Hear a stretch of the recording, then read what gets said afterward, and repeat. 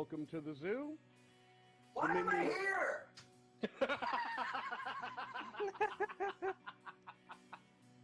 Minions of the Zoo is a lovable ragtag group of misfits that sprang up initially as a fan group to Ranting Monkey, Scribelite, Some Dumb American, and their joint Lords of the Night livestream show. Late night discussions in Discord quickly evolved into streams of their own, with each member bringing something new and different to the table for discussion. Led by the incomparable Reject PPC and the One-Ton Hammer, the group rotates hosts known as Zookeepers. Hello everybody and welcome to Minions of the Zoo. I am your host for this evening, One-Ton Hammer. I will be your zookeeper tonight, Reject. Alright, and welcome to the zoo. I am the Lucky Pop-Tart Inquisitor. Sanguine. Skep, Tock. I'm Prospero. Fat Platypus. Chaosy. And I'm Della Hazed. Regular streamers, they're known as Minions. And special guests are known as traveling exhibits. They're on a nightly basis, so that each show has something unique and fresh for our audience. Minions of the Zoo currently streams at 10:30 Central Standard, 11:30 Eastern Standard Time.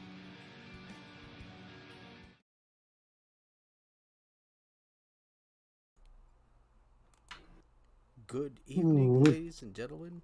Welcome to the Minions of the Zoo show, Super Sunday show. How are you?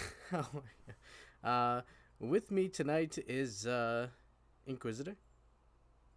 Hey! Oh shit! Sorry. The screen thing is up. Hammer. Hey guys. Sanguine. Good evening, all. And MotZ. Hey guys. Hey, how y'all doing on this festive Sunday show? I'm doing well. I'll go last. I'll let the other two go first. I'm just recovering from COVID. Ew. Yeah, it wasn't not pleasant. 2 out of 10. Would not recommend. Yeah, it's a nice picture. Well, hold on. Okay, so I think the Sanguine was cooking up some food, and I think Quiz, you said you're sick. I was. It was okay. So He's now on the mend. Yes. okay, so we're off to a good start. That's a nice Megato, how about you? Because you haven't hopped in yet with that. Yeah. Just moving through life. A lot of family stuff going on.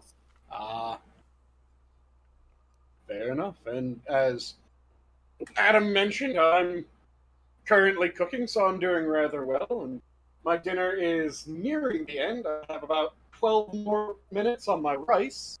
I have a couple more cycles of my vacuum seal marination. And my pork is already good to go, just resting. So, do you want to hear what I'm having for dinner, Adam? Well, hold on. Let me take a... Have to get prepped, take off your pants, make sure that you're in a nice, comfortable position. Well, yeah, because you always have nice, delectable type of stuff to eat, so... Yep. Go ahead. So, tonight's dinner is 24-hour dry brined Mangalitsa pork chops that were done over with a bit of Amabito no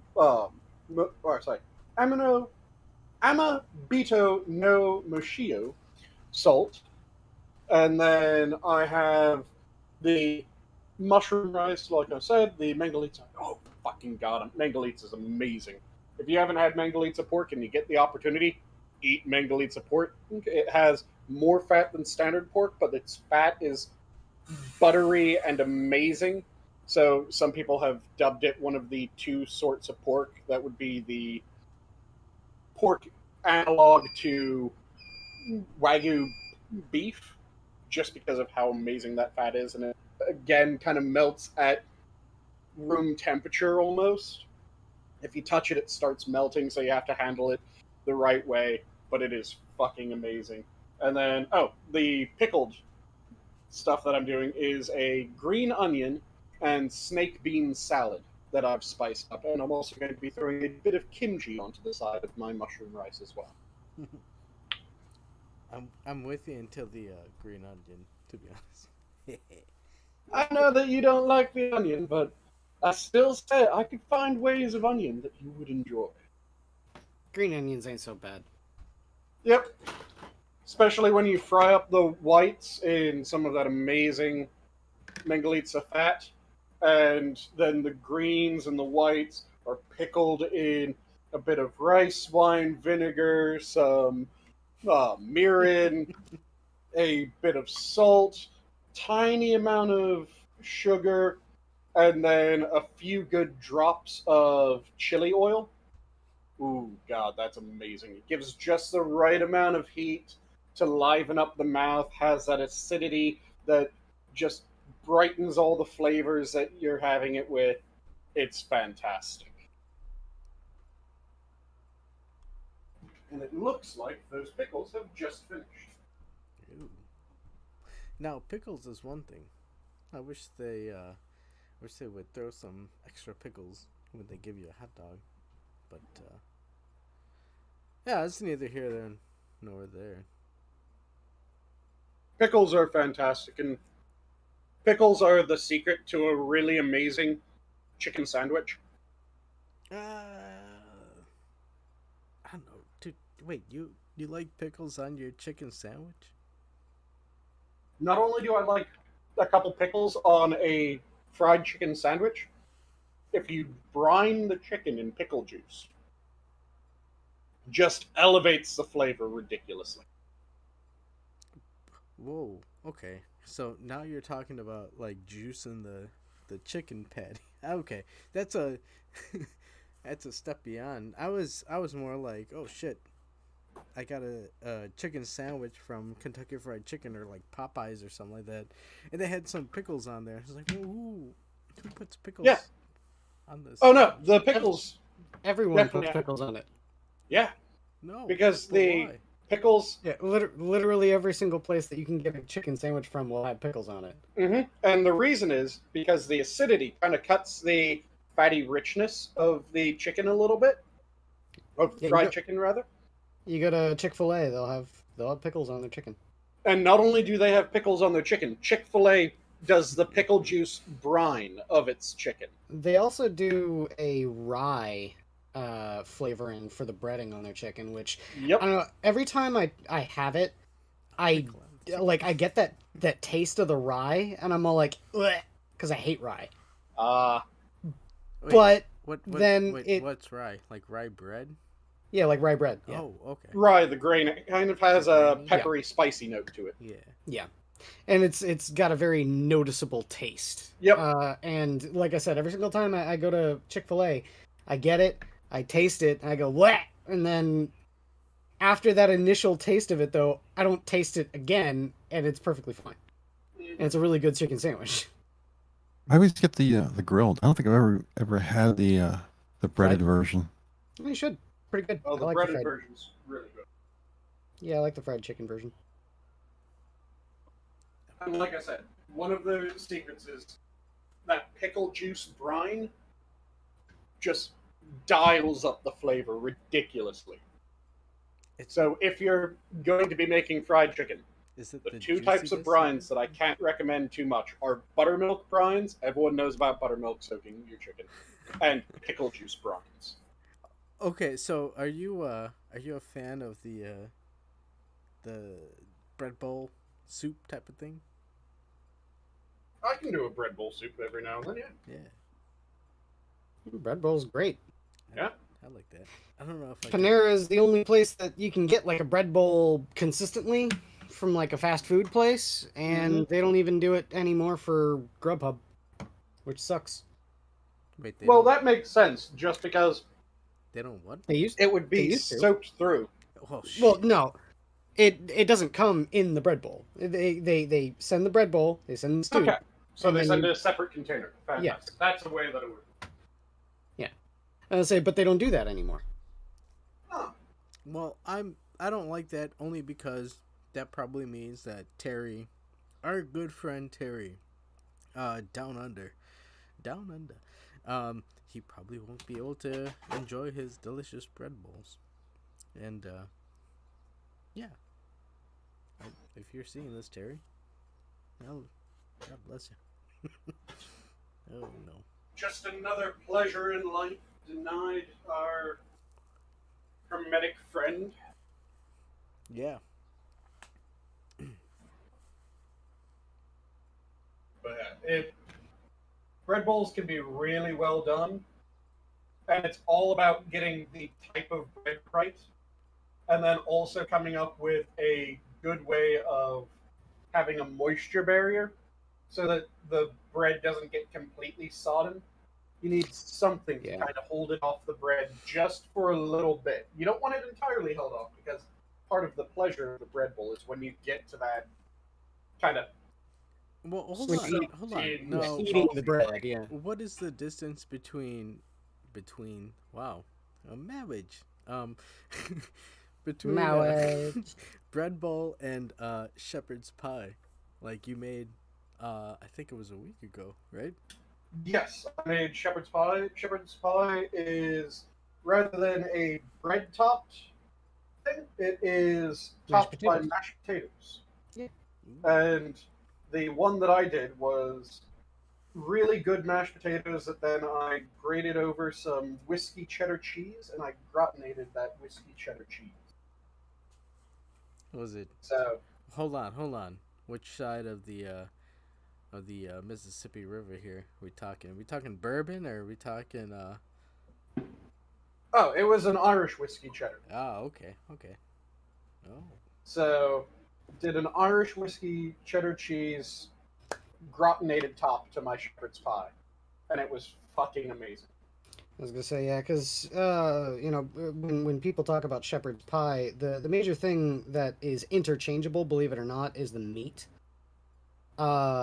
Shepherd's pie traditionally uses lamb and mutton, but you can use beef and it's just fine. If you're talking to purists, then that becomes a cottage pie rather than a shepherd's pie. Sure. But the major defining feature of a shepherd's pie is that it doesn't have like a pie crust or a pie filling. Yep. It's a meat sort of gravy mixture with mashed potatoes covering the top of it and then baked over. Yep. And you can do it without it being baked over. Like, there's the broken or deconstructed, depending on the term that you like, shepherd's pie variant, which is you pour the gravy over top of the mash. That still counts. It's just a... Hold on. That's more like an open-faced sandwich, though. What kind of gravy? Because now you're delving into Kanuckistani type of territory. Well, you don't want to have any maple syrup on our shepherd's pie. Oh, no. Fuck that. The way that you do it is you get your mince. So pick a good mince. If you're doing a cottage pie, then you get a good beef mince with a decent amount of fat. Not anything ridiculous, but like a 80-20, 85-15 is a really good blend for shepherd's pie. So you cook down your meat, or rather, decide if you want mushrooms in it. If you want mushrooms in it, slice your mushrooms, throw them into a hot pan that is lightly greased or completely dry, and throw in a pinch of salt. Ooh. So that the mushrooms have a chance to give up their moisture and kind of cook down. Because if you've ever had cooked mushrooms that you're going, these are kind of flavorless, they didn't do that. So there's too much water in the mushrooms. Mushrooms are ridiculous little reservoirs for water. So if you don't cook them down, they will have kind of a anemic taste to them, and they won't get properly browned. You also need to be very careful with mushrooms too, because if you overcook them, they'll be like tough sponges that don't really taste very well. Yep, if you overcook them and you don't then kind of reconstitute them at all, then they end up really hard and not chewy. Yeah, they end up hard and chewy. If you don't cook off the liquid, then you get kind of these almost pencil eraser texture mushrooms that aren't at all appealing either. But if you cook off the water right, you get these meaty, delicious bites of earthiness, and they're fantastic. So, throw your mushrooms into the pan with a bit of salt, let the moisture cook out of them a little bit, then go in with your mince and go in with your diced onion. Cook that down. If you want carrots, carrots go in right after the onion goes just past translucent. Then add in your stock, so beef stock, mushroom stock, lamb stock, a combination of beef and chicken stock. All of those are good options. Lamb stock. And then you add in a bit of herbs and pepper, salt, all that good shit. But don't salt too much at this point because you're going to let it reduce a lot. And as it reduces, if you salt it to the right level before reduction, it will just be way too fucking salty. Also splash in some Worcestershire at this point. Let that reduce down, add in a bit of flour, coat everything up, make sure that you cook off the flour and it reduces down nicely as well.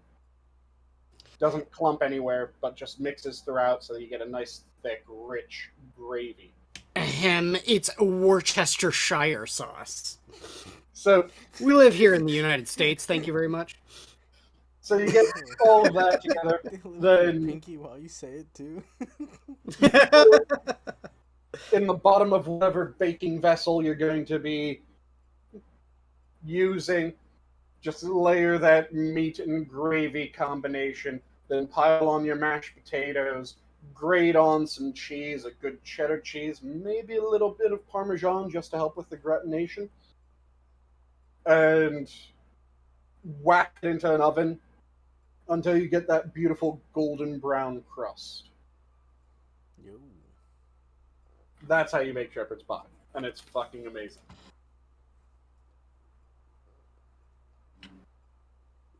Oh man, how am I going to get you? Sounds like it's the stay. It sounds like a good setup. Oh, it is fantastic, and it is damn near the definition of winter comfort food. If it's dipped down in the temperatures, getting a nice big plate of shepherd's pie. Just like stews scream winter to me as well. Stew can be nice and good, and just gotta figure out the best way of cooking it up and everything. Stews are mainly just a sort of set and forget sort of meal. That's why I like them. Because you can just throw shit in there and just let it simmer. You don't really have to do much. Mm-hmm. But due to how hearty and rich the flavors end up, that's one of the things that really defines a meal. It's a rich, hearty meal. Whereas for summer, you want something kind of lighter, refreshing rather than hearty. So that's when you get into like the cold soups and very light flavors, the seafoods and whatnot. Well, yeah. Those are definitely more summer meals for me.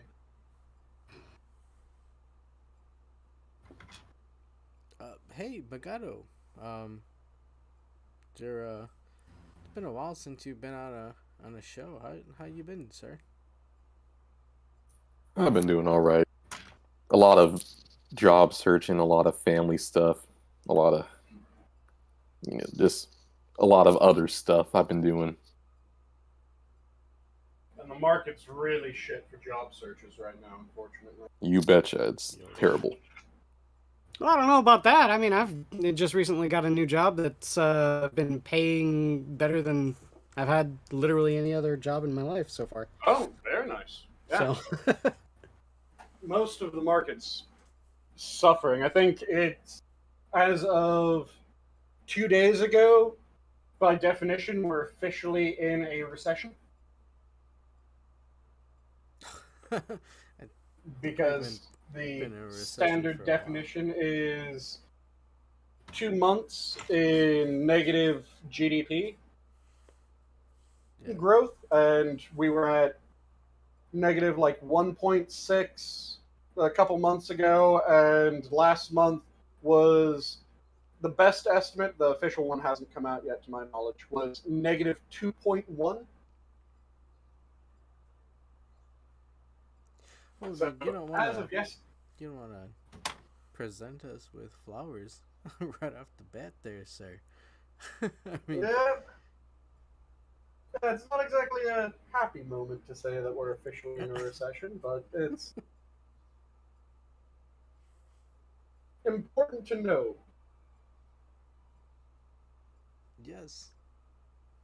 Yes, And indeed. sadly, I don't think most people even heard about the negative 1.6. please stay. Trying to glue a model. Oh. And Hammer, how have you been, sir? Okay. Just finished up the great Minions episode archival process. Just finished that. That's the only thing that's been keeping me busy lately, really.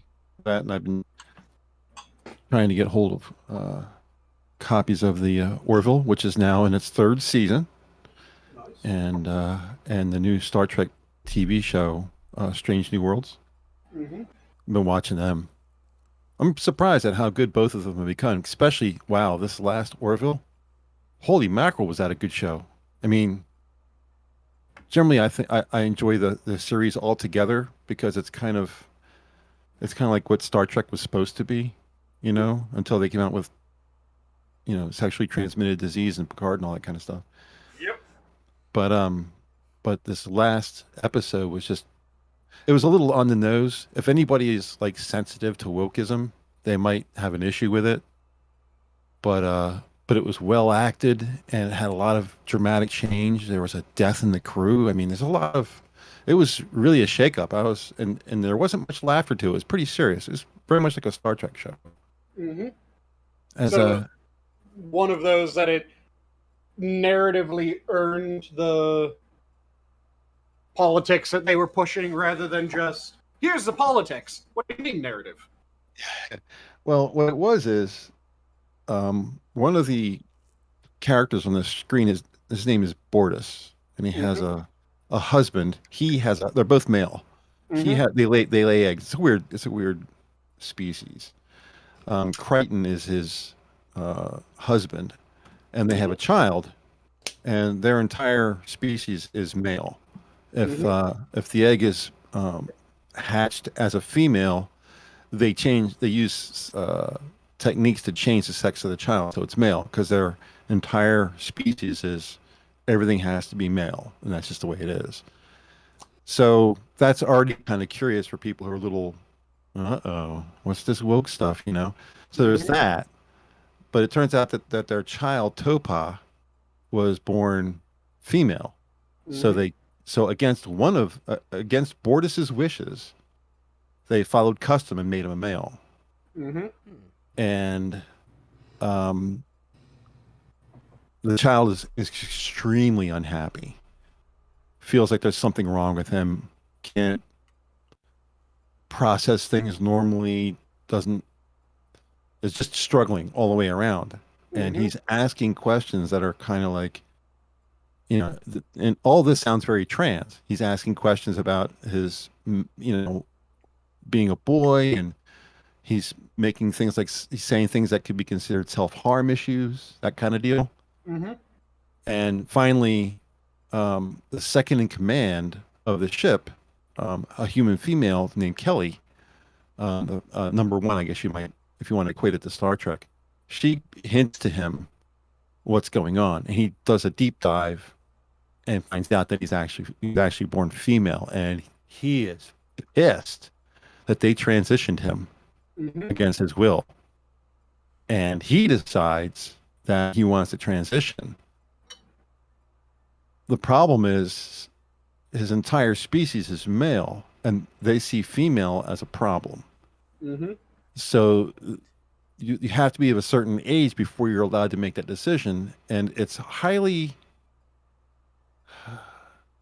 not just discouraged. It's like you have to be back alley kind of stuff. You can't officially have it done. And this kid is aboard what you would consider a Starfleet vessel. And Starfleet has it's not Starfleet, but to equate to Star Trek, Starfleet has a treaty with Bortus's people, and Bortus's people are really very technologically advanced. And there's a threat in their universe that both of them could be wiped out. So they're working together to stay alive.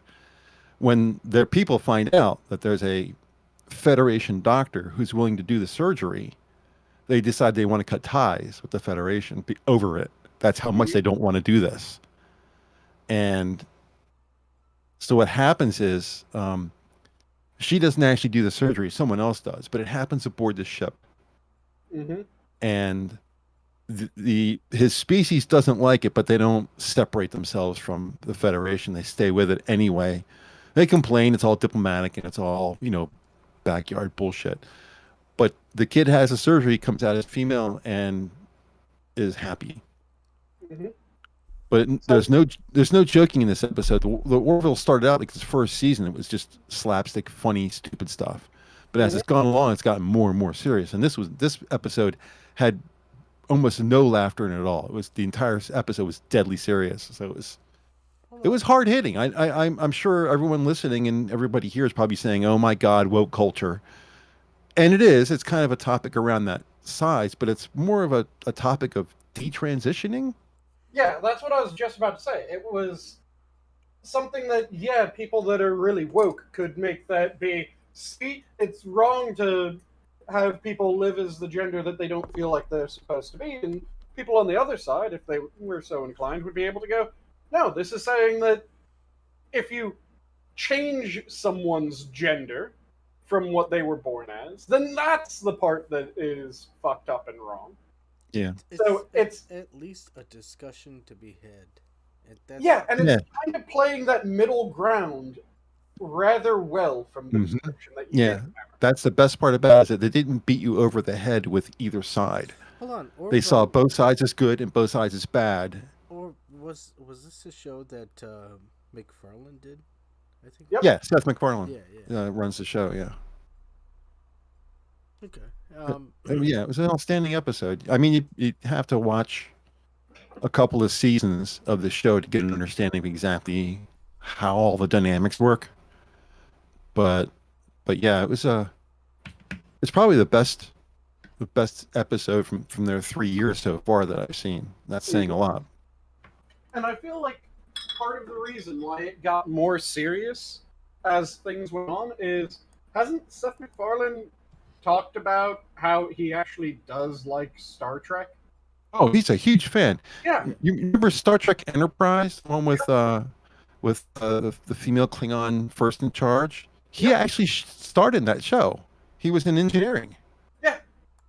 And yeah, he's a huge fan. I think what happened was he went, I'm going to make a lovingly joking homage to classic Star Trek.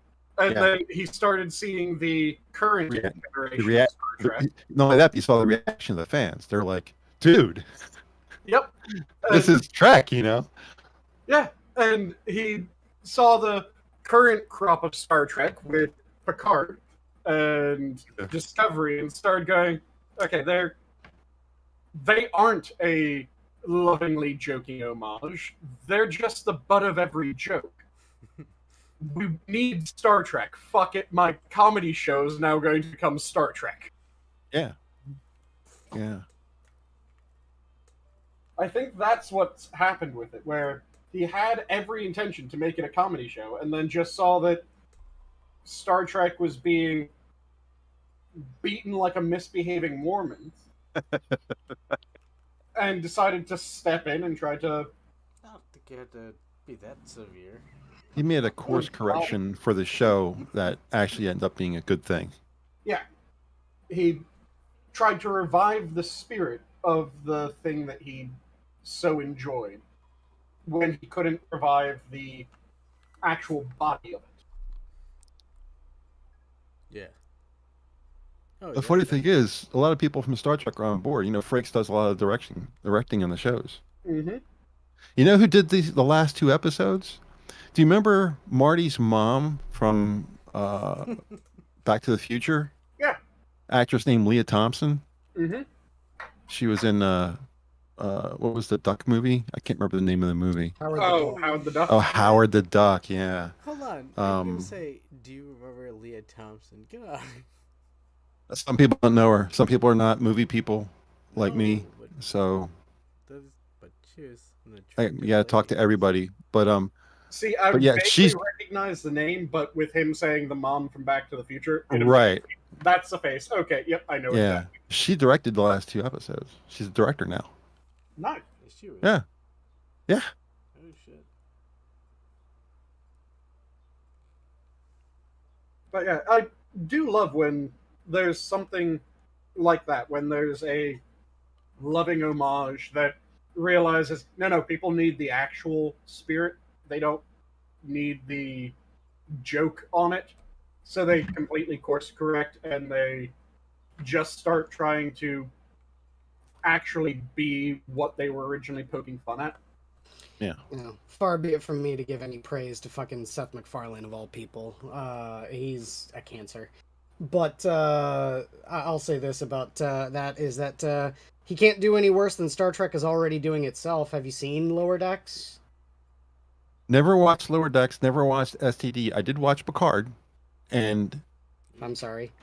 Well, there's a problem with Picard, and a lot of people are just going to say, "Oh, it sucks."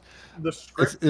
It's not that clear for me about that because it is for me. It's a mean-spirited anti-love letter to the series. Yeah, if you try to take Picard and make it an extension of the old Trek, like TNG, TOS, Voyager, DS9, if you try to equate it with that and make it part of that, it's terrible. Mm-hmm. But if you and almost nobody I know can do this.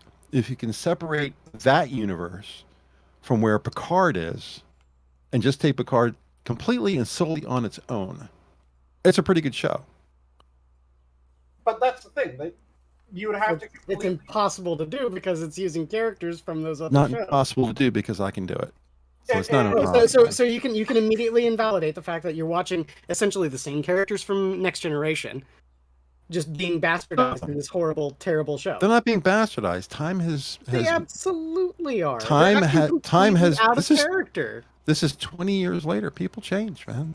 It's not always going to be exactly the same. People change for the worst in every Look at quantifiable Earth for the last 50 years and tell me things don't change for the worse. Is that the spirit of Star Trek?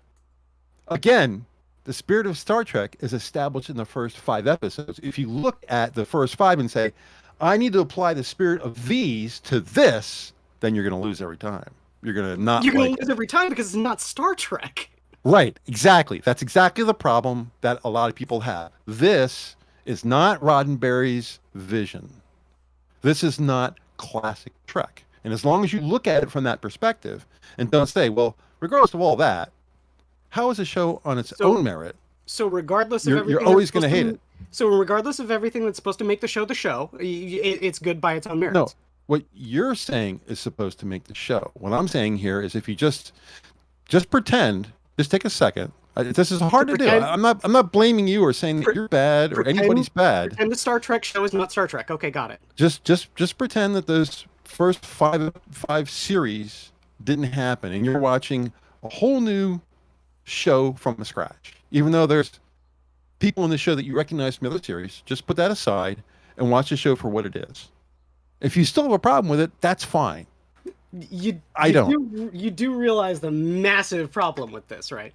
This is suspension of disbelief to some extent, yeah. Well, no, it isn't just a suspension of disbelief, because it is having... You would have to accept that it is completely divorced, even though it's using the same characters. I understand that you're able to do that. But the thing is that everyone is looking at it going, this does not justify the changes that they're portraying. Right. And that's the comparison to the old track. Right. And if you do that, it's not going to work for you. Which is why, if it is a bastardization of Trek, and it is terrible... According to the old Trek, it is. Yes. It might be something that could have been an interesting sci-fi in and of itself, but it would not be Trek, because in order to be Trek, you have to appeal to the rest of the canon. Yeah. It's kind of a losing... It's kind of a losing proposition no matter what you do.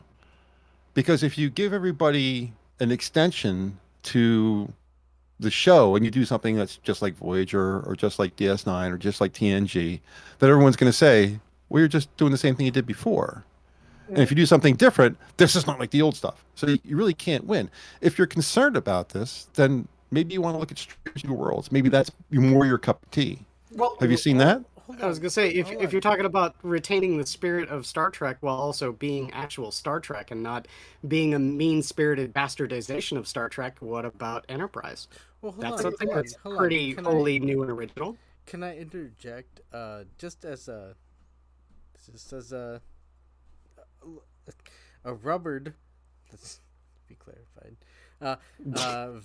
variable. What about Stargate? Don't they have a bunch of branching type of scenarios like this? Yeah, I mean, some of them are really good. Some of them are. Here's the thing, though, Hammer. I'm sitting here making this argument. I'm not a big Trekkie, man. I've not watched any of these shows, and I won't. Yeah. But I can respect the fact that people are upset because it's. To me, the biggest crime that anything in fiction can do is when they make something that's already established act out of character. That is the biggest crime. And to me, everything that everyone has been saying about Picard is that to a T. And the thing is that you could narratively justify things. Because there is a way that you could make Picard from the Next Generation into Picard of Picard. You'd really have to work for it. You'd really have to craft the stories in order to get him to turn into that. But it's something that is possible. The problem is they didn't. They didn't do any of that work. They just went, yeah, that character that we left off with all these amazing characteristics, he now has none of those. So you haven't watched Picard? I've watched synopses of Picard. I know what happens without actually watching it.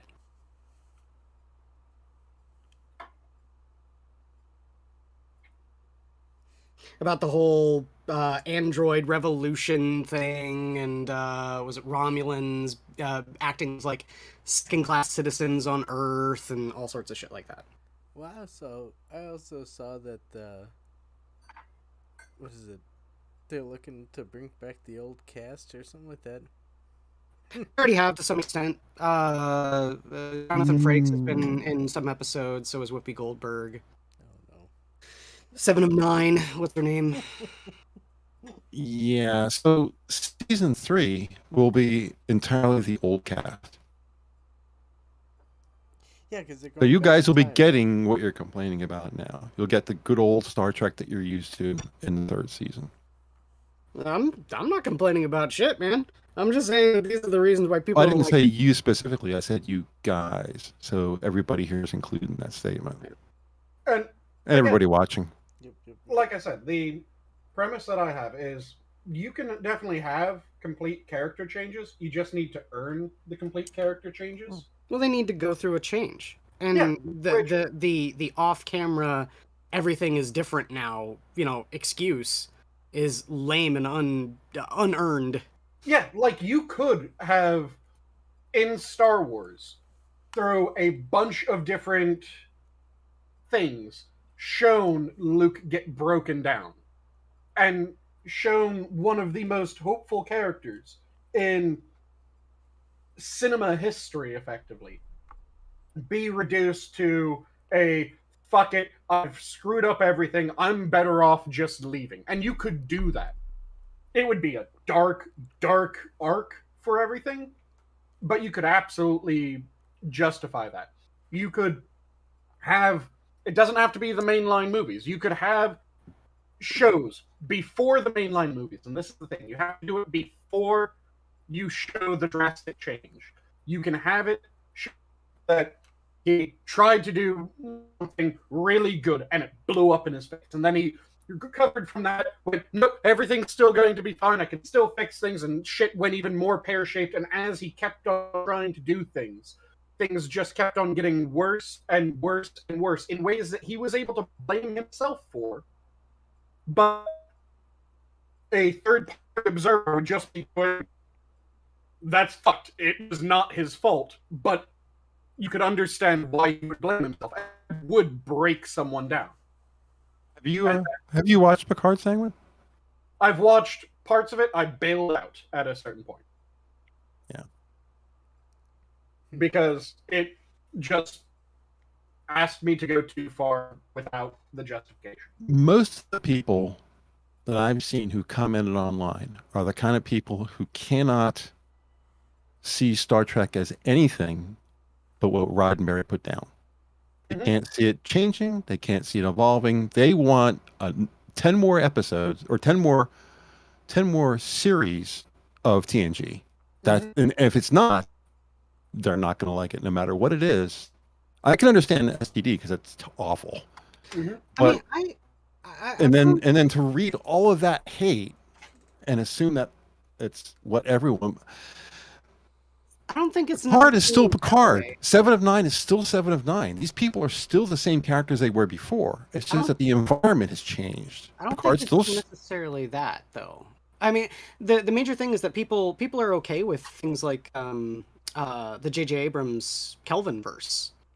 Yeah, I've seen plenty of people because in terms of that, talk about looking at something on its own merits. I personally thought it was an okay idea. The things that I've always been interested in, mainly because I'm into things like Warhammer rather than Star Trek, is I was always interested in what a war in the Star Trek universe would look like. And you get that kind of with Minion War and Deep Space Nine. I've never been really a big fan of Deep Space Nine. I never really watched any of it until my roommate started rewatching it. Then I caught an episode here and there. Yeah, I'm not a fan either. Well, I'm not going to say that it's a bad show or anything like that. I like it. No. It's just that, for me, when it comes to especially Star Trek in particular, I like it. But I'm not like this diehard super fan who's going to go out of his way to make sure that I watch every single episode, absorb every single thing about it, or anything like that. I like it. That's the extent of my Star Trek-ness, right? But, even then, for someone like me, with the Kelvin verse, I thought under its own merits, in terms of the idea of it being a, alternate timeline sort of story, even when it comes to the stuff like with Khan and the second one. I didn't watch the third one. I heard the third one was not very good. But I've also heard the second one wasn't very good. But I didn't mind it so much. But anyway, under its own merits, I thought it was a pretty good show. A pretty good, and more. I'm not going to say bleak because it does still have a happy ending. Those shows do still have a happy ending. I wouldn't say nihilistic either, but those are the words that I see bandied about a lot with both Star Trek Picard and Discovery. It had darker notes that were darker than the predecessor's darker notes. Particularly nihilistic and mean-spirited.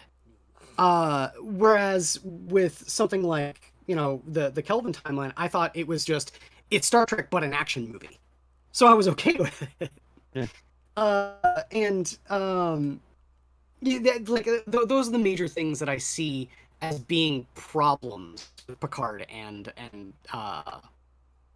STD is the fact that it's not necessarily the fact that it's only Roddenberry's Way or the Highway.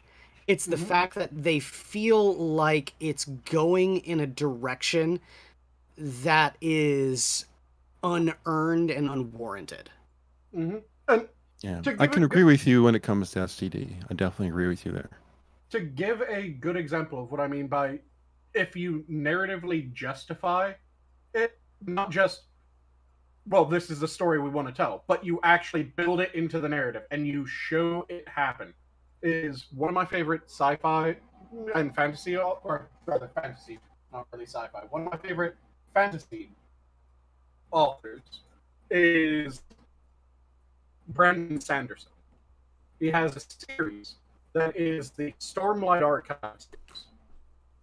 And the Stormlight Archive series has a character that the first time you meet him in the first book, he's this absolutely beautiful bastard that is the most ridiculous sergeant that you can imagine. He is kind of grizzled and he's going through shit, but it is clear that the dude has all kinds of heart. And then the next time you meet him, he's broken down a bit, but he's still trying to fight. He's still trying to do things, but now somehow he ended up a slave. And you see what happens to him while he's a slave. And then it skips ahead, and the next time that you see him, he's still a slave in a war zone where the slaves there are just constantly being thrown against an implacable enemy, and they're dying by the thousands. And you see this really hopeful, amazing character get broken down by that. And it just keeps on happening. Every time that you see this character, shit has gotten worse. And it makes perfect sense why he ends up depressed and angry and resigned to everyone that I know is going to die, and they're going to die because of me. Despite him starting out as this really hopeful character. And then you see the reverse of that arc as well as you continue reading. That is entirely earned. So even though there's that massive departure from when you first meet him to halfway through, where he is an extremely broken individual, you're still going, this makes perfect sense. Because you were along for the ride. You saw how that happened. Whereas if they had just jumped from him being a beautiful bastard sergeant to he's now completely broken, he doesn't want to command anyone, he doesn't want to do anything, he feels like he just causes everyone to die. You're going, what the fuck happened? This isn't the character that I was just introduced to, but they're saying this is the same character. What the fuck? Yeah. I mean, when it comes to narrative devices, when it comes to, these sorts of things, the audience satisfaction does play a part with it. And it seems like for some people, especially when they get their mitts on big names like Star Trek, like Star Wars, I'm going to do something different, and I'm going to make a name for myself, and I'm going to make a different, sort of take on this story. And in so doing, they do exactly what we've been saying not to do. They make characters act out of character. They take the ideas of established storylines. And it's not to say that these sorts of sci-fi universes or things like that couldn't work. Sure. But make it original. Do your own thing. Don't use established universes and then do everything in your power to make it your own universe, because it's not. It's not your universe. And if you want to make something that's in that universe, but entirely different from everything that has been done before that universe, divide it by the time. Because no one looked at Knights of the Old Republic and went, what the fuck, this isn't Star Wars that I knew. No, people loved it because it was way in the past. So it was a great enough difference in time that people were able to go, okay, yeah, this is the same universe, but this is thousands of years earlier. So it makes sense that this is a vastly different universe than what I currently have. I'll say this, Knights of the Old Republic, at least the bits that I've seen of it, from like cutscenes and shit like that, because my roommate used to play the Momorphiger. It's a better prequel than the prequels. I'm not gonna apologize for that. Fuck Lucas for the prequels and fuck Disney for the sequels. And like I said, the only good movies of the original trilogy. A good chunk of that comes down to the fact that it is the separation in time. So the differences don't feel like a character. They don't feel like someone royally fucked up. They're just differences because, yeah, look at human history a few thousand years ago. And does it look exactly like present day? No, it looks a fuck ton different. So people inherently understand when you're dealing with that sort of time difference. You could skip hundreds of years, not thousands, and people would still be going, okay, yeah, you could take Star Trek universe and show the birth of the Federation, or conversely, if you want to make it really dark, you could show the collapse of the Federation. As long as you separate by enough time, people would be going, yeah. You're describing Picard. That's exactly what it is. It's 20 years have elapsed, and during that time, a lot of bad things have happened. The deal here is you're both making the point that these characters are acting out of character. And that may be what other people have said and you've read, or maybe you've gleaned. But Picard is not acting out of character. He is exactly the same person he was before. He's still this staunch, thinker and collaborator and diplomat. That hasn't changed. He's exactly the same guy. He reads exactly the same way as he did before. It's 20 years later, but he's still the same guy. Same with Seven of Nine. She's still got her Borg implants. She still has all the problems that she had with being the Borg. Well, that hasn't changed. It's still exactly what it was. No, the major difference I've seen from Picard was the fact that he's perfectly okay with things like murder and revolution. Whereas before he would be dead set and staunchly against that sort of thing. Murder and revolution. The first couple of episodes has Romulans just murder festing, killing tons and tons and tons and tons and tons of people. Oh, you mean the androids? Yeah, and the Romulans. Well, the guy back in the original TNG, there was a guy. Can't remember his name. I could probably look it up. My memory isn't as good as it used to be. But he's a guy who wanted to take data back to Starfleet, take them apart. I'm sorry? I know who you're Measure of a Man? I'm not a big Trekkie, but I know that episode. The episode was Measure of a Man. I'm trying to think of the guy's name. I could probably look it up. But the point being is that guy who tried to take data apart did enough studying that he was able to create an android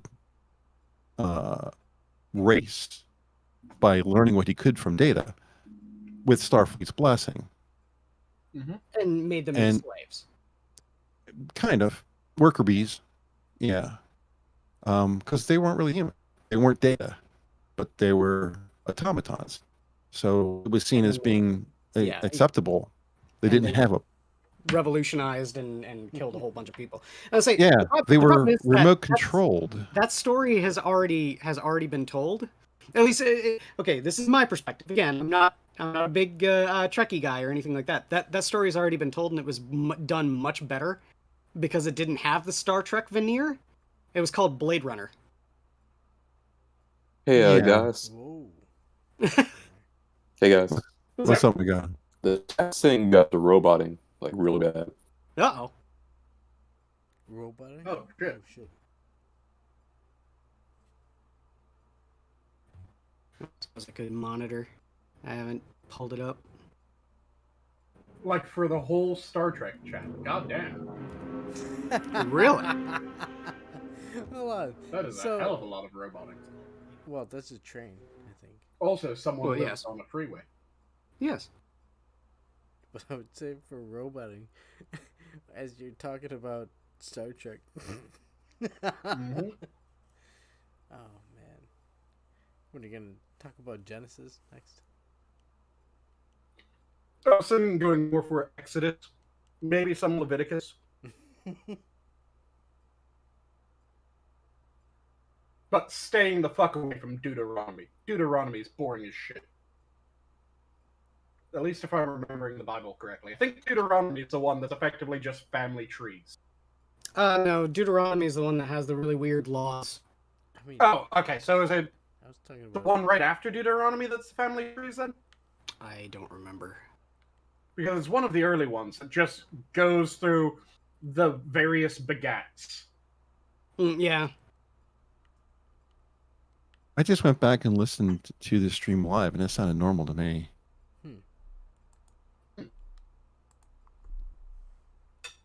Yeah, Coco, maybe refresh.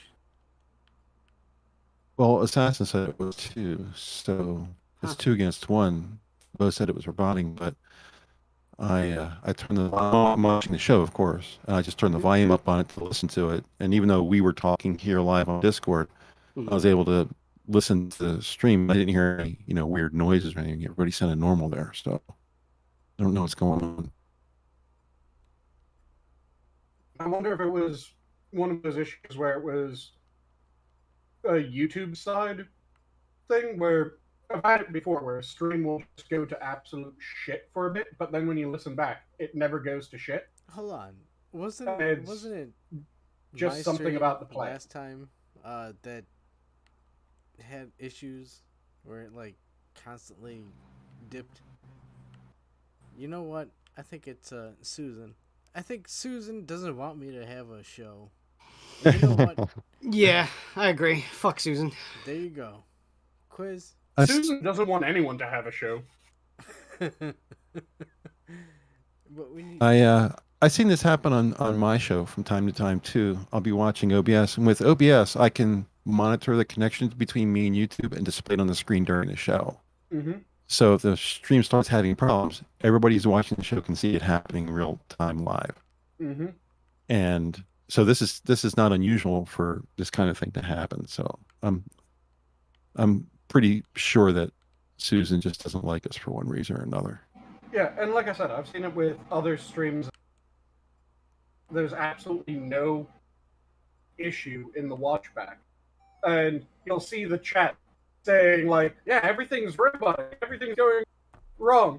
And the streamer will be like, oh, something's going wrong. And you'll hear it perfectly fine throughout. There'll never be any robot, never be any lag, never be any cutouts where sometimes you'll go back and there'll be a section that's just obviously missing because it'll cut out like in the middle of a sentence and then flip back in. But when you watch back, sometimes there's absolutely nothing wrong. So it's just something about how YouTube is handling it. Yeah. At that moment where it causes a weird stutter and tech issue, and then it resolves itself and is perfectly fine for a period of time. And then might happen again later on, but I do see more roboting issues on Discord than I do on StreamYard. You know, to be honest, I haven't heard any issues throughout the stream. But again, I'm not watching the show outside of the Stassen says it's me and Sanguine. yeah, apparently we're the ones going Marvin the Paranoid End. Let me run a speed test on my connection and see. Maybe it's me. But the thing is that if it was only two of us, then the others should be able to hear. And Adam should definitely be able to hear, because Adam's the one porting the sound into the stream. Yeah, I was just listening to the stream, and yeah, he is right. Yeah, every now and then when you do robot, but I don't hear it on Discord. I hear it on the stream. Adam, are you hearing it? I have the show running on my phone, but I don't have the audio playing.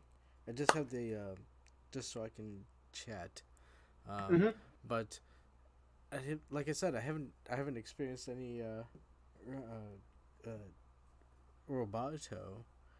Yeah, and that's the weird part, because it's your audio that's getting ported in. So if it was a lag on Discord's part or on my part, then it should be something that's picked up by Yorit, and you would be able to go, yeah, Sanguine, your audio's gone to shit randomly.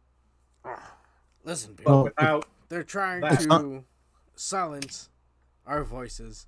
Going it's not my connection. I just ran a speed test. I'm getting a gig down and 40 megabit up, and I'm picking 23 milliseconds to Pittsburgh, Pennsylvania. So from my end, everything's okay on my computer and through my ISP. So I don't know why me and Sanguine would be separate from everybody else. Yeah. And like I said, it doesn't make sense from at least what I understand of the tech side. And granted, I am slightly tech-tarded, but I tend to be able to think through problems. Our voices are just too sexy for them, Sanguine. Whoa. Yeah, they have problems with the baser end of the spectrum. Pure masculinity coming through. Exactly. In that case, probably we should all be roboting, right?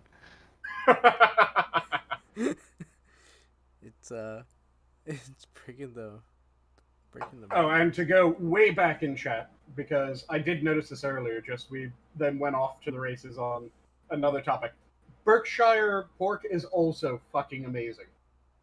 I highly recommend, if you can get your hands on Berkshire pork, give Berkshire pork a chance. And the two that are often dubbed the Wagyu of pork are Mangalitsa, like I mentioned earlier, and Kurobuto Black Hog, or Black Pig, which is a Japanese variety. I haven't been able to get my hands on Kurobuto, but Kurobuto is also supposed to have this amazing marbling and fat. Ooh. Hey, Jensen chat, and she says, I got a story one of you should read for the stream. Is something going on in Canada?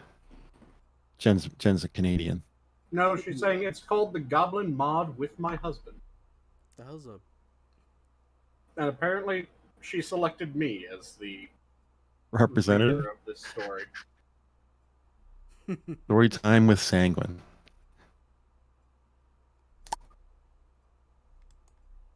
And good goddamn, just reading what this title is.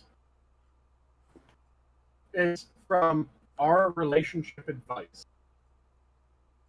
How do I get my husband to stop going goblin mode during sex? TLDR. My husband says, goblin mode activated. When we start to have sex, growls and acts like a caveman. Then says, goblin mode off when we stop. And then pretends not to remember afterward. I really love my husband, and he's always been great in bed, but recently he's been acting really weird. So a couple of nights ago, my son went on a rampage through our house, and he said he was in goblin mode. We didn't really know what to do with him, so we sent him to live with my parents, so he can go to a special needs school. My husband is a really great relationship. Okay, yeah, this is just fucked up grammar. I was going, wait, did I miss a word? No, I did not miss a word. It is, as written, my husband, a really great relationship with our son and loved him more than anything. Naturally, he was upset when he had to leave. He is an incredibly tough man, but this was the first time I've seen him cry. I think since then, he's been a little emotionally unwell. I've heard him muttering, goblin, repeatedly, when he didn't notice me, staring blankly into his food, and just going alone by himself to do who knows what. I feel awful for him, but we both agreed that this was for the best. Last night, the day after our son went away, he decided to have sex to relieve our stress. However, my husband said, goblin mode. Started growling and went wild during sex. Admittedly, it was some of the best and most experimental sex I've ever had. But I'm worried that something might be going on with my husband. You Any think? advice? The problem isn't the goblin. It's that he could be ill. What on God's good earth did you fucking send us, Jen? It's Reddit. Yes, I realize this. Yeah, thank you. So, probably a lie, but, Somebody needs therapy. Yeah. I'm sorry, but I started laughing so much when you said Goblin Mode active. I guess you just gotta tell him straight up, like...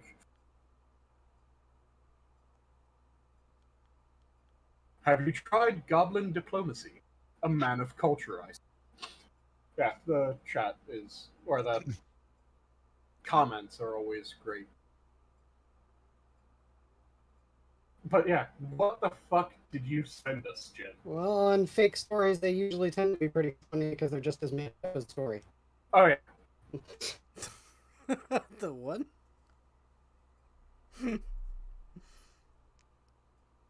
So, really the question, I guess, is, have any of y'all hit your significant other with Goblin back? Wait, what? The Shit. I mean, in terms Adam's realizing all the problems with his previous relationships. He's never activated Goblin Mode. God damn it. To be fair, I'm always in Goblin Mode because I've read the John Goblecon's book, so I know what it's like to be a goblin.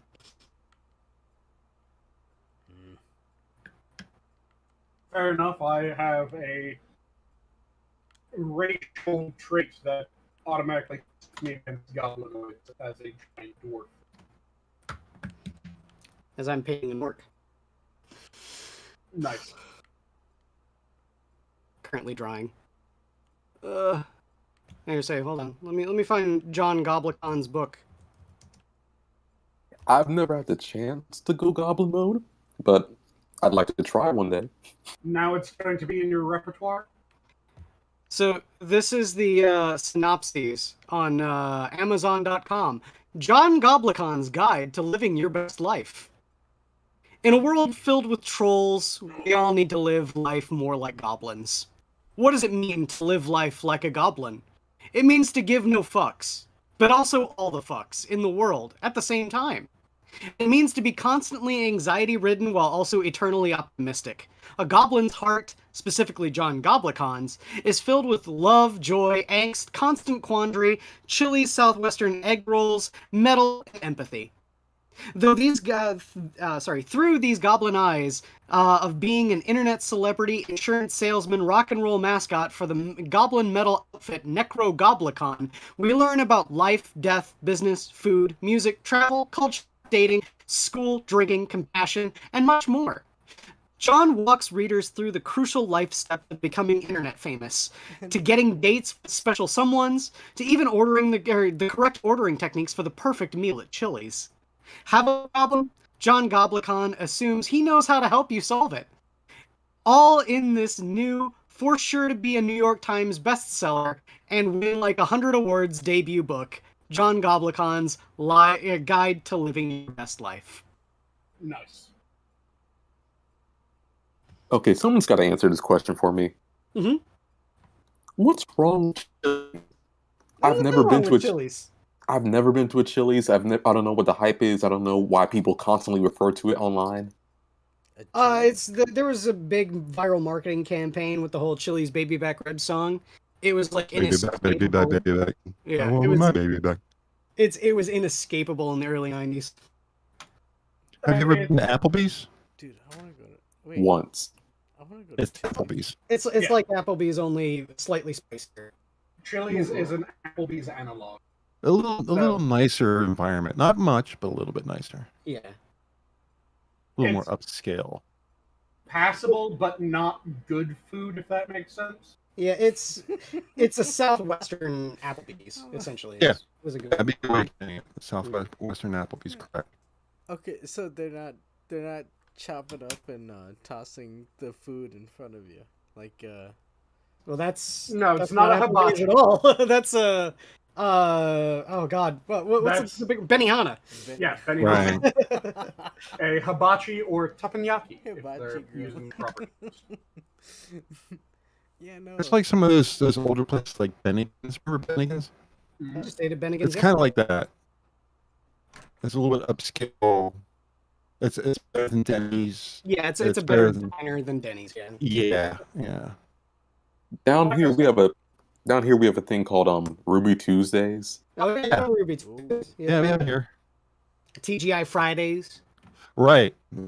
Probably the best analogy is the TGI Fridays, because TGI Fridays is a little upscale too. Like I said, it's in that. What do you mean upscale? It's okay, food. So what, like, it's decent. It's not good. It doesn't say that you'll go, oh my god, I've been thinking about the meal that I got at Chili's for weeks. No, you just eat at Chili's. It's good. And it passes. Yeah, it's good. I can see the. You'll get some cheap drinks. Those pass, and then you'll leave and almost never think about Chili's again until the next time that you're someplace and you're going, I have no clue what I can eat here. Fuck it, there's a Chili's, I guess. It's the perfect like right before going to see a movie like meal. Yep. Yeah. That's not bad. That's not bad. Don't be afraid to go. Yeah, it's not terrible. It's just not something that I would consider good. It's just, no, it's food. Yeah, it's okay. Yeah. It isn't good, it's just okay, and it serves its purpose. Duck Dog, get the fuck out today's? What a shit hole. It's the mark. Well, I mean that that's makes me definitely the lowest on the day, diners. You got your Ruby Tuesdays and you got your TGI Fridays, and get the fuck out today's. That's it's the lowest on the totem pole. Where do you guys place Red Robin?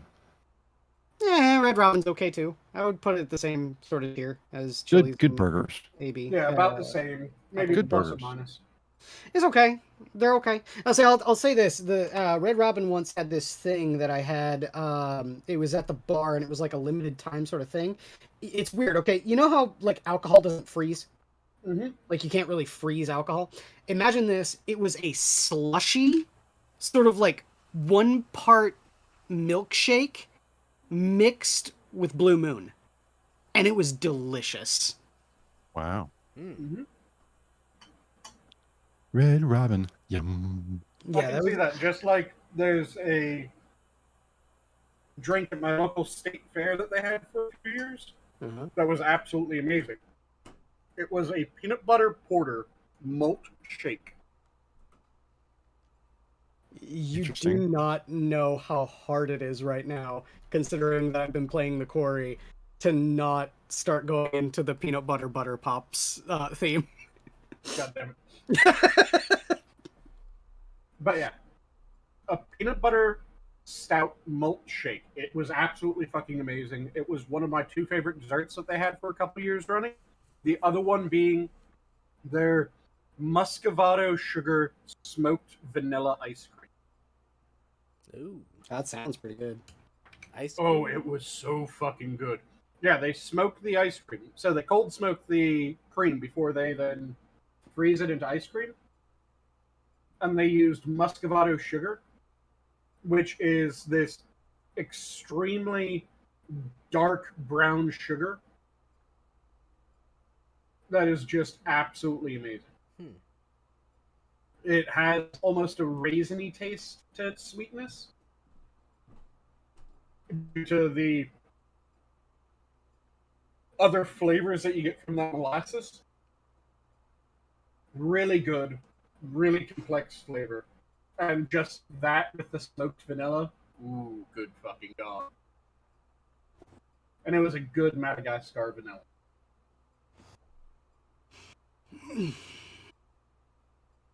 Space Harrier, Adam? You're not playing Shenmue to play some Space Harrier? Come on, man. Come on. You can also get it in a few Yakuza games. Yeah, true. Well, I guess I could say, and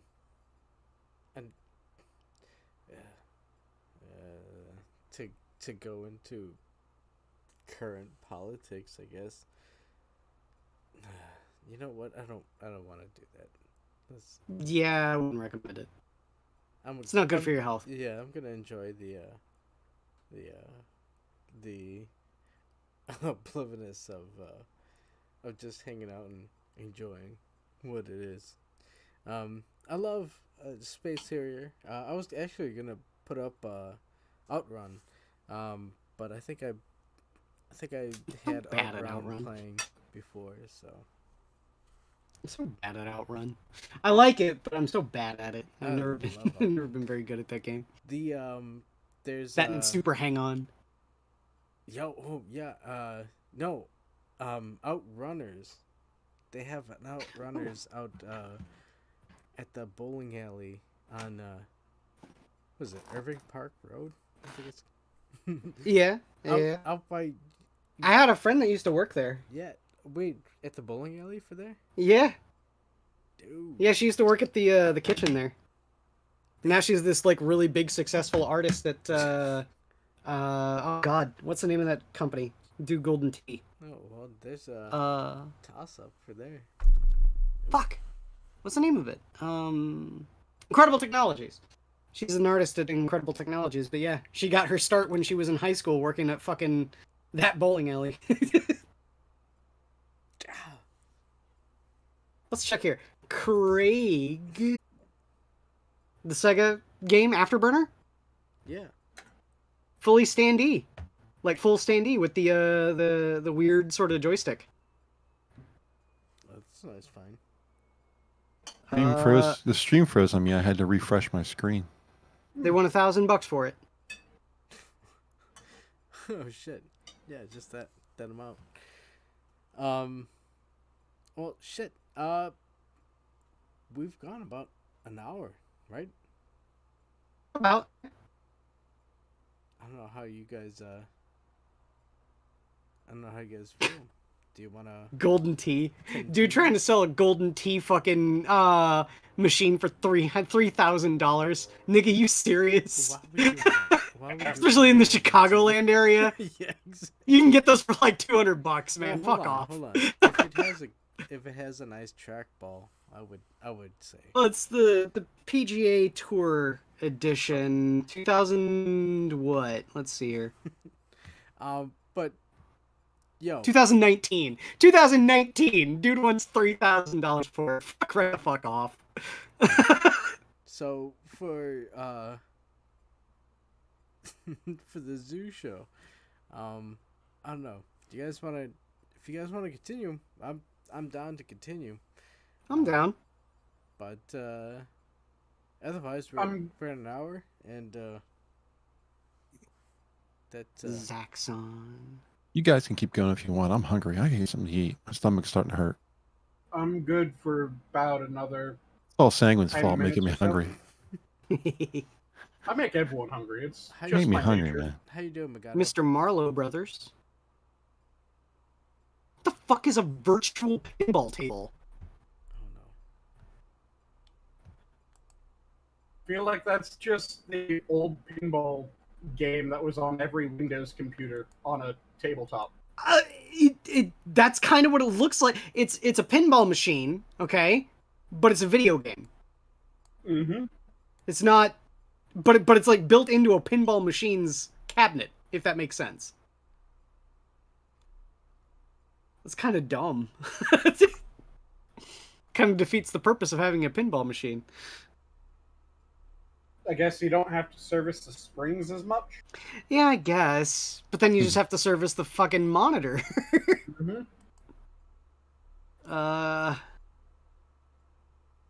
Oh, here we go. Golden Tea from 1999.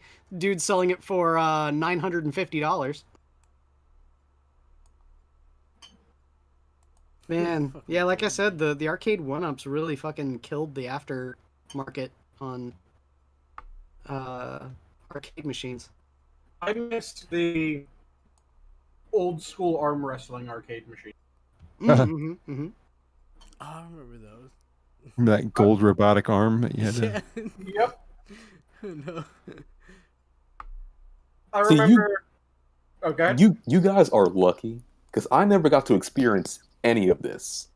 I was born in the year 2000. I've never been to a real arcade like what you guys had. Oh man, here's the thing, Dave right? and Buster's, man. It all really depends on where you live. It really does. Like when I was growing up in Ohio, we had to go to the Dayton Mall, and there was an arcade there. That's where I played. I remember I played Streets of Rage 2 in the arcade, and that's what I would feed all of my quarters into it. My brother would go Pit Fighter, yeah, Pit Fighter, man, fuck yeah, Pit Fighter. It was a terrible game, but it was so good. Yeah, that's kind of thing that we would do. And then there came this other like brand new mall that was built down south near Cincinnati called the Fairfield Commons. Yeah, it was the Fairfield Commons. They had a whole like entertainment section. They had laser tag. They had a massive arcade. They had like a food court where you could get a personal pan pizza for fucking Pizza Hut and shit like that. This is all shit in the 90s, right? And it sucks because I hear you. Yeah, you were born in 2000. So, a lot of this kind of stuff is going to be, way before your time. But you would not believe the sort of market that there is for arcades still nowadays. I would say just like take a look online and see if you could find an arcade that's in your area. Like there was one that just opened up right near us, and we wouldn't have even known about it if we didn't like drive by and say, "What the fuck is that?" Dave and Buster's are everywhere, aren't they? Not here.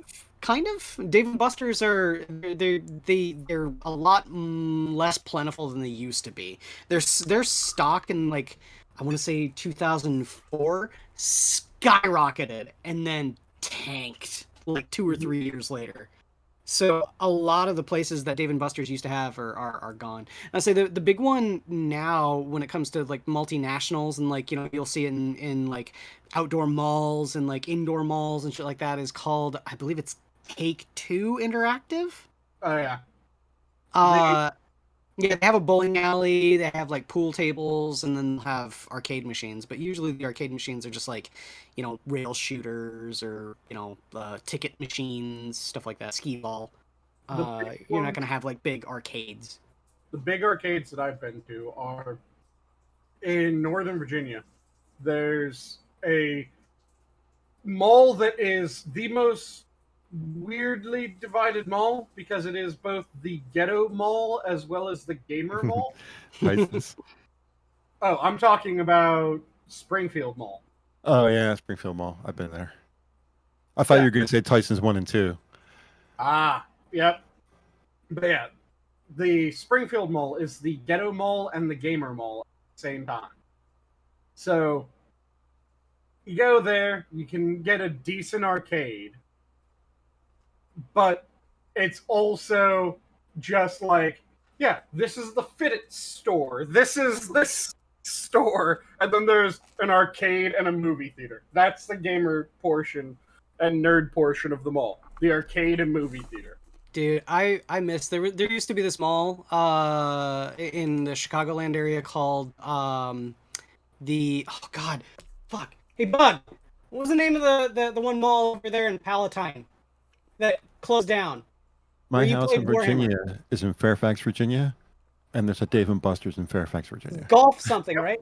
It's like 4 miles from my house. That one mall that used to be over in Palatine, the one that you played Warhammer at for the first time. Golf something. That wasn't in Palatine. It was in Mount Prospect. Was it Mount Prospect? It was, Randhurst Mall. Randhurst Mall! That was the name of it! Randhurst Mall. It's not closed. It's well, now it's an open air mall, and it's no longer the same sort of thing. Yeah, I remember it was really cool. Like it was a place called Randhurst Mall, and it was a big like wheel shape where like all of the department stores were on the outer spokes of the wheels, and then you had the food court in the dead center of it, and then you had all of, like the ancillary stores like in a big ring around the food court, and it was awesome. They had this arcade there. They had fucking Soul Calibur in there. They had this massive secondhand media store where they sold old video games, and I remember it was so cool because it was like one of the few places that I've ever been to where they were blasting Type O negative over the mall's PA. And then they had a Warhammer store there. It was where my roommate first demoed a game of Warhammer 40k back in 1998. Nice. Grandhurst Yeah, Mall is goofy as shit. And yeah, right. I would say it was a great place, but they tore it all down. Now it's an outdoor mall. Wait, For me, the best mall the best arcade that I've ever been to, of course, was in Japan. Of course, yeah. And it was one of the Sega ones. Oh yeah. So we used to have a Sega arcade here at Schaumburg, but it's gone. GameWorks is gone. Mm-hmm. Has been for the past couple of years. Kind of sucks. Adam and I kind of wanted to do a stream there, but All right, I'm gonna duck out, guys, before my stomach thinks my neck's been slit. Okay. Thanks for having me on the show, Adam. Have a great night, guys. Hold on. I think that's our cue to skidoo, right? Yeah. Yeah, I'm going to have to cut here in a couple minutes. Yeah. So perfect timing. Because but especially since we've gone for at least an hour, so we've hit the mark. There we go. Mm-hmm. But yeah. Wait. At least about an hour and a half. have 77 minutes. Or I'm sorry, 86 minutes according to the show. Mm-hmm. There we go. But yo, I want to thank everybody for hanging out and joining us for this show. It's Sunday, so it's the end of the week and the beginning of the week, and you know what? Especially since it's gonna be July 4th tomorrow, so looking forward to that. But I want to thank everybody for hanging out. Anybody have anything they want to toss out there? Well, I'm going to be hosting tomorrow because it's a holiday, so I'm going to actually be able to. Nice. What time does your show start normally? Usually try to start by 7 o'clock. CST. CST. Center. Yeah, Central.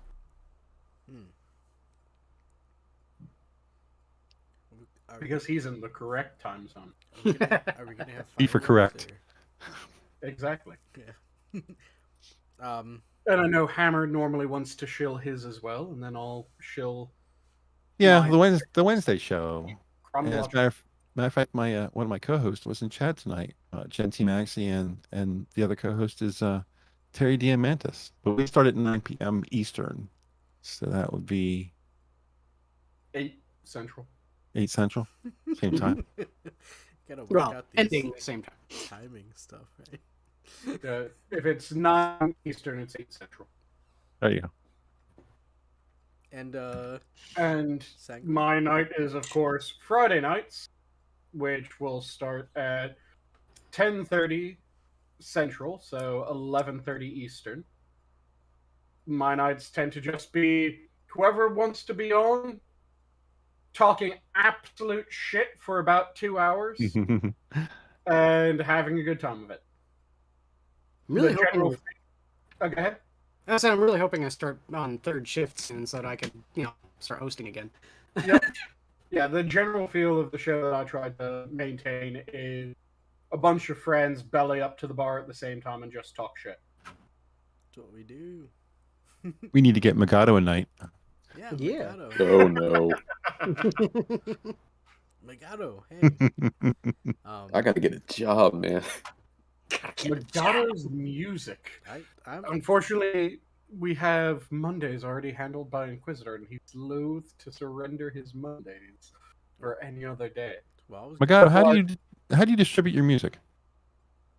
Mostly through Bandcamp. It's decodecode.bandcamp.com. Or as I read it every time, Decadecad. That's old minion lore there. Yep.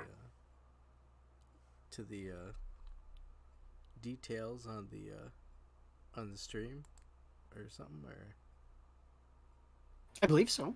I think it's slapped into our details. Descriptions, yeah. Should be in the description stuff. I'd like to add it.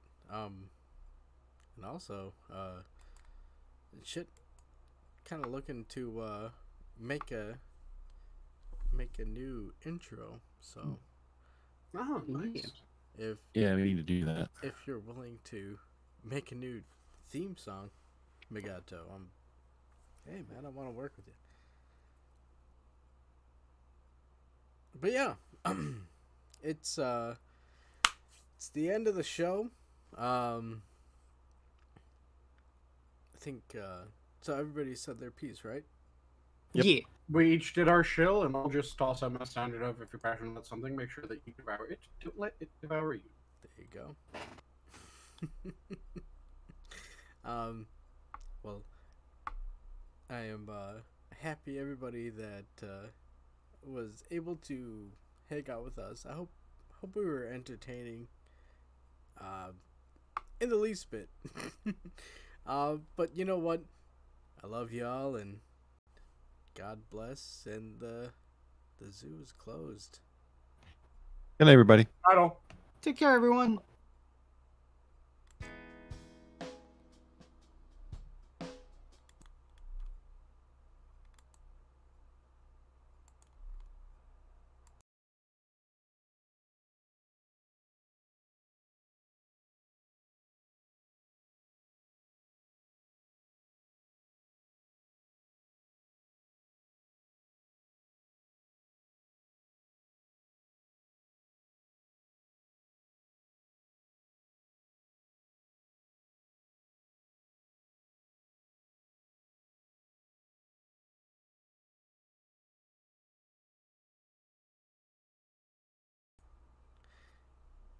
Minions of the Zoo is recorded in front of a live studio audience. Oh shit, I forgot that second part. Damn it, there you go. What? It is.